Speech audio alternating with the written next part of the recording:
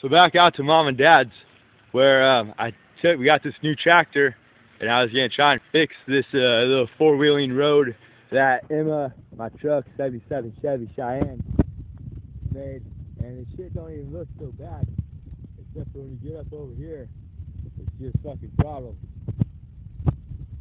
And so, man, maybe I can dig out.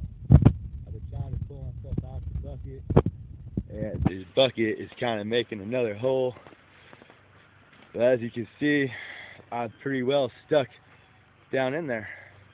And she seems to be sitting a little sideways. But man, it's past the rut top. Shit's deep, guys. Good old Emma fucking it up. So, I'm almost out, you guys. Man, I'm having fun out here. This is pretty bad. Look at this shit. Just straight stuck down in here.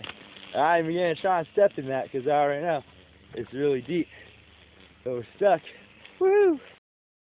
So we finally made it out. Joyous occasion it is. Woo!